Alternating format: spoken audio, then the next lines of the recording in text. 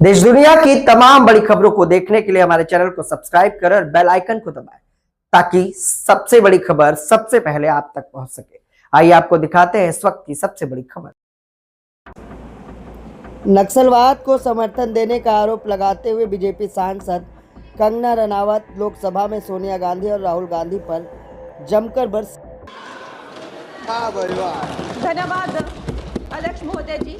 आज से एक साल पहले हमारे माननीय गृह मंत्री श्री अमित शाह जी ने यशस्वी प्रधानमंत्री श्री नरेंद्र मोदी जी के नेतृत्व में पूरे देश के सामने संकल्प लिया था, घोषणा की थी कि मार्च 31 2026 तक हम ये जो माओवाद है, ये जो लेफ्टिस्ट वामपंथी टेररिज्म है, इसकी जड़ें जो है देश से उखाड़ फेंकेंगे। और आज इस सभा के द्वारा, इसके माध्यम से मैं हमारे गृह मंत्री जी को, हमारी सरकार को बहुत बहुत शुभकामनाएं देती हूँ। ये संकल्प सिद्ध करने के लिए उनकी बहुत सराहना करती हूँ। अध्यक्ष महोदय, 1967 में ये छोटी सी चिंगारी माओवाद की उठी थी। उस वक्त अगर कांग्रेस सरकार चाहती तो इसको उसी वक्त दबा सकती थी, लेकिन उन्होंने क्या किया, उल्टा उन्होंने आदिवासी लोगों को जो है वो सौतेला ट्रीटमेंट दिया। उनके बीच में जो एक वैचारिक दूरियां थी उनको कभी भी उन्होंने खत्म नहीं किया।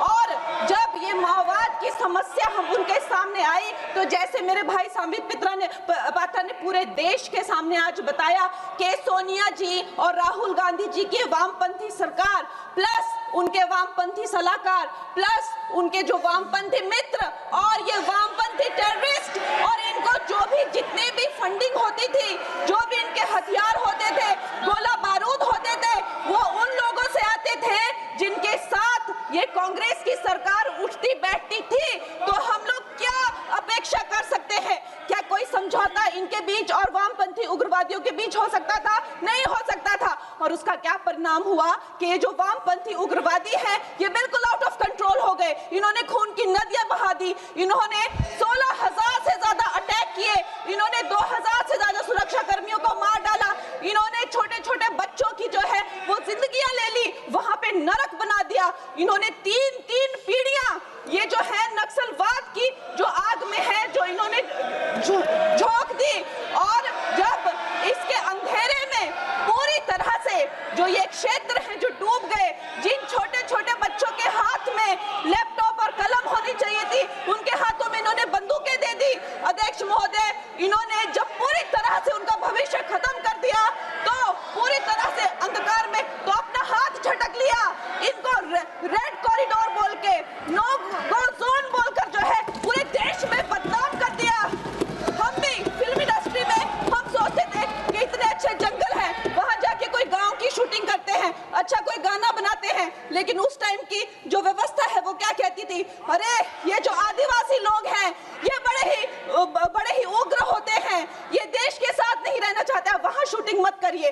खुद की असफलता छुपाने के लिए इन्होंने पूरे देश से जो है आदिवासी समाज को इन्होंने आइसोलेट कर दिया।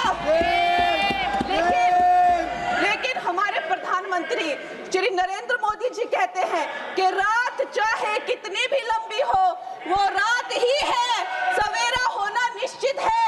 और 2014 में जब प्रधानमंत्री जी की सरकार आई और आज हम देखते हैं कि उन्होंने एक आदिवासी महिला को जो है वो राष्ट्रपति बनाया, उन्होंने हमारे सुरक्षा बलों को जो है वो सशक्त किया और उनको सशक्त करने के बाद उन्होंने वो रेड कॉरिडोर, वो भयानक नो गो जोन को जो है वापस लिया, वहां पे संविधान स्थापित किया। अध्यक्ष महोदय, मैं एक नई सांसद हूँ, मुझे 2 मिनट दीजिए। और खैर प्रधानमंत्री जी ने क्या विकास किया वहां पर, चाहे वो घर बनवाए हो, चाहे वो नल लगवाए हो, चाहे वो 70 लाख महिलाओं को 1,000 की मदद की हो, 21 किश्तों में 13,000 करोड़ दिए हो, या वहां पर जो है जितने भी काम किए हो वो मैं अगर शुरू कर दूं तो आज दिन से रात और रात से फिर दिन हो जाए तो उसमें मैं नहीं जाऊंगी। लेकिन मैं ये जरूर कहूंगी कि जो वहां पे डिजिटल पेमेंट्स हुई हैं उनका मैं बहुत ही ज्यादा सराहना करती हूँ। उससे जो नक्सलियों का जो वित्तीय नेटवर्क है वो टूटा है, जो वो वसूली का काम करते हैं वो टूटा है, जिससे वो खोखले हुए हैं। उसके साथ में सबसे सराहनीय काम जो किया है वो मैं कहूंगी विकास और विश्वास के साथ जो हमारी सरकार ने इसको जोड़ा है। उसके उपरांत जो है उन्होंने जो समर्पण की नीति अपनाई है, 8,000 से ज्यादा युवा जो हैं वो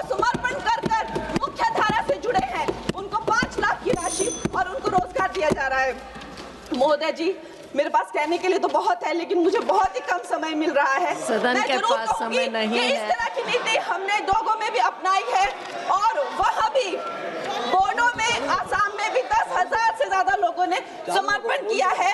और मैं अंत में अध्यक्ष महोदय जी, मैं यही कहना चाहूंगी कि गृह मंत्री जी ने और प्रधानमंत्री जी ने पूरे देश में यह संदेश दिया है कि ये देश बंदूक की नोक से नहीं चलेगा, ये देश संविधान से चलेगा, ये देश जनता के विश्वास से चलेगा।